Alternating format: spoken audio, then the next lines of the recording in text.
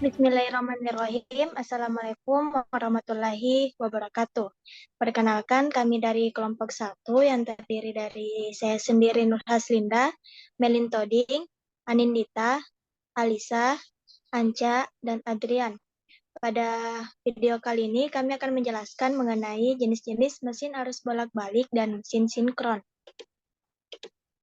Mesin arus bolak-balik ialah suatu mesin yang berfungsi mengubah tenaga listrik atau arus bolak-balik menjadi tenaga gerak atau menjadi tenaga mekanik berupa putaran daripada rotor. Motor listrik AC dapat diklasifikasikan menjadi berbagai jenis dengan cara kerja yang berbeda-beda. Namun pada dasarnya, prinsip kerja motor listrik AC sama seperti generator AC, generator DC, maupun motor listrik DC yang menggunakan fenomena induksi elektromagnetik. Hukum Faraday mengenai fenomena induksi elektromagnetik menjadi dasar dan prinsip kerja motor listrik AC apapun tipenya. Untuk lebih jelasnya, mari kita bahas satu persatu tipe-tipe dari motor listrik AC. Untuk klasifikasinya, berdasarkan kecepatan putaran rotor, motor listrik AC dapat diklasifikasikan menjadi dua tipe, yakni motor sinkron dan motor asinkron. Disebut dengan motor AC sinkron adalah karena kecepatan putaran rotornya sama persis dengan kecepatan gelombang listrik AC jaringan. Sedangkan motor listrik asinkron disebut demikian adalah karena kecepatan putaran rotornya sedikit lebih pelan daripada kecepatan gelombang listrik AC jaringan.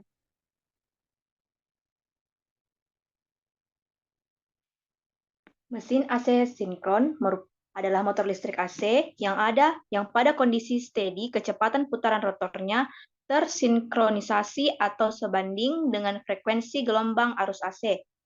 Jika kita kaitkan dengan rumus putaran rotor mesin AC di bawah ini, maka kecepatan rotor akan selalu sebanding dengan frekuensi listrik supply dan berbanding terbalik dengan jumlah kutub magnet. Rumusnya ialah N sama dengan 120 F per P, di mana N merupakan kecepatan putaran rotor motor, F frekuensi sumber listrik AC, P jumlah kutub magnet untuk setiap fase listrik.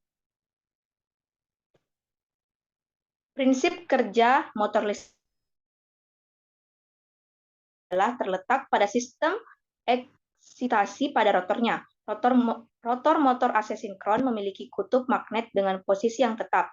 Kutub magnet tersebut terkunci dengan medan magnet yang terbangkitkan di stator.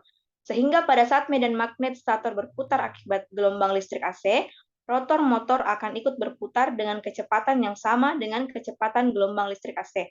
Karakteristik paling utama dari motor listrik AC tipe sinkron adalah komponen rotor yang memiliki kutub magnet tetap. Medan magnet rotor motor tersebut dapat dibangkitkan dari berbagai cara, sehingga berdasarkan hal ini, motor AC sinkron dapat diklasifikasikan kembali menjadi beberapa tipe.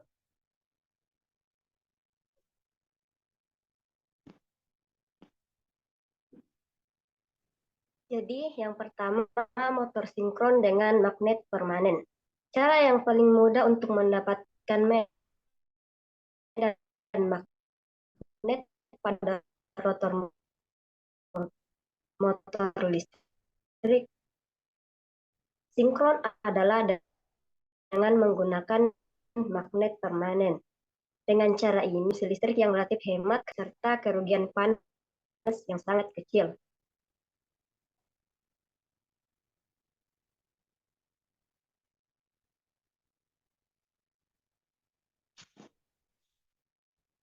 Selanjutnya,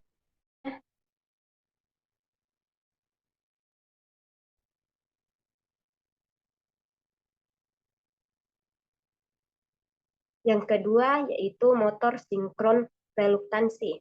Motor sinkron reluktansi menggunakan rotor dengan bahan ferromagnetik yang diinduksi oleh medan magnet stator. Medan magnet stator dibangkitkan dengan menggunakan beberapa kumparan yang dialiri arus listrik AC.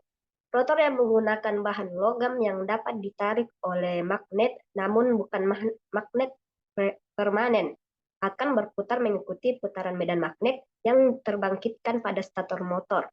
Kecepatan sinkron motor didapatkan pada motor reluktansi yang memiliki kutub rotor dengan jumlah yang sama dengan kutub stator. Ketiga, yaitu motor sinkron histeris. Rotor motor sinkron histeris menggunakan material silinder baja kobalt dengan nilai koersivitas tinggi. Koersivitas adalah sebuah sifat material ferromagnetik untuk menahan medan magnet luar sehingga ia tidak kehilangan sifat kemagnetannya.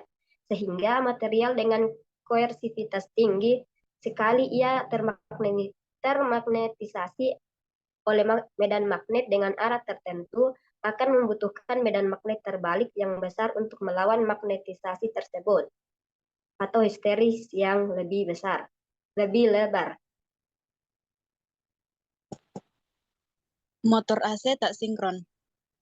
Sesuai dengan prinsip kerja motor listrik AC, rotor motor haruslah sebuah material yang memiliki kutub magnet, sehingga pada saat kumparan stator terlilit arus listrik AC dan menciptakan medan magnet putar, rotor magnet akan ikut berputar karena kutub magnet rotor terkunci oleh kutub magnet stator. Motor induksi dapat diklasifikasikan menjadi kedua kelompok utama sebagai berikut. 1. Motor induksi satu fasa. Motor ini hanya memiliki satu gulungan stator beroperasi dengan pasokan daya satu fasa, memiliki sebuah rotor kandang tupai, dan memerlukan sebuah alat untuk menghidupkan motornya. Sejauh ini, motor ini merupakan jenis motor yang paling umum digunakan dalam peralatan rumah tangga, seperti fan angin, mesin cuci, dan pengiring pakaian, dan untuk penggunaan hingga 3-4 HP. 2. Motor induksi 3 fasa. Medan magnet yang berputar dihasilkan oleh pasokan 3 fasa yang seimbang. Motor tersebut memiliki kemampuan daya yang tinggi, dapat memiliki kandang tupai atau gulungan rotor, walaupun 90% memiliki rotor kandang tupai, dan penyalaan sendiri diperkirakan bahwa sekitar 70% motor ini di industri menggunakan jenis ini, sebagai contoh pompa kompresor, blade conveyor, jaringan listrik, dan grinder. Tersedia dalam ukuran 1/3 sehingga ratusan HP. Kemudian mesin sinkron. Yang pertama, pengertian mesin sinkron. Motor sinkron adalah sistem sinkron yang digunakan untuk mengubah energi listrik menjadi energi mekanik. Mesin sinkron mempunyai kumparan jangkar pada stator dan kumparan medan dengan mesin konduksi, sedangkan kumparan mesin sinkron dapat berbentuk kutub sepatu atau salen, atau kutub dengan celah udara sama rata atau rotor silinder, arus searah atau DC. Untuk menghasilkan flux pada kumparan medan dialirkan ke rotor melalui cincin dan sikat. Jadi konstruksi motor sinkron ini adalah sama dengan generator sinkron. Bedanya hanya bahwa generator sinkron rotornya diputar untuk menghasilkan tegangan, sedangkan motor sinkron statornya diberi tegangan agar rotornya berputar. Kemudian yang kedua, konstruksi mesin sinkron. Motor sinkron juga memiliki 2 bagian penting, yaitu bagian stator yang merupakan bagian komponen diam dan bagian rotor yang berfungsi sebagai kumparan berputar. Stator terdiri dari inti besi dari bahan ferromagnet yang dibeliti dengan lilitan 3 fasa. Lilitan 3 fasa ini sama dengan lilitan 3 fasa pada rotor induksi. Kemudian yang ketiga, karakteristik mesin sinkron. Yang pertama, motor sinkron dapat bekerja pada power faktor yang berbeda-beda, baik power faktor terlambat atau lagging, atau power faktor mendahului atau leading bila arus eksitasi dirubah.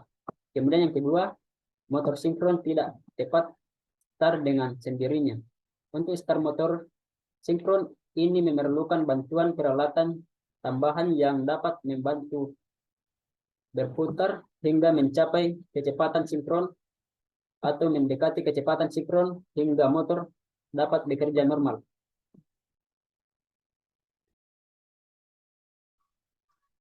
Kemudian prinsip kerja motor sinkron. Motor sinkron serupa dengan motor induksi pada mana keduanya mempunyai balitan stator yang menghasilkan medan putar.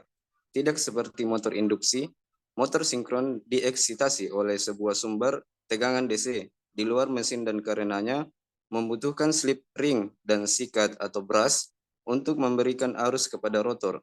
Pada motor sinkron, rotor terkunci dengan medan putar dan berputar dengan kecepatan sinkron.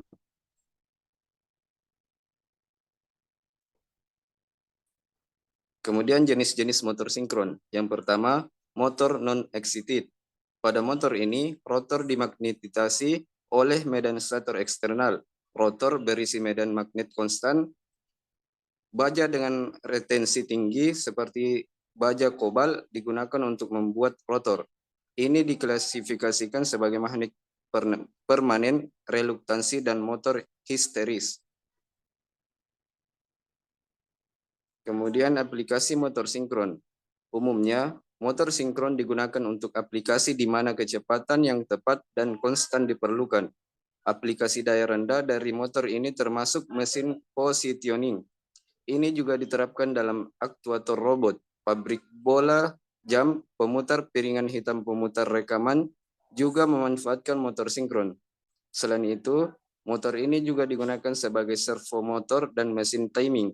Motor-motor ini tersedia dalam kisaran ukuran tapal kuda, fraksional, hingga kisaran ukuran industri yang tinggi. Sementara digunakan dalam ukuran industri daya tinggi, motor ini melakukan dua fungsi penting. Salah satunya adalah sebagai cara yang efisien untuk mengubah energi AC menjadi energi mekanik, dan yang lainnya adalah koreksi faktor daya.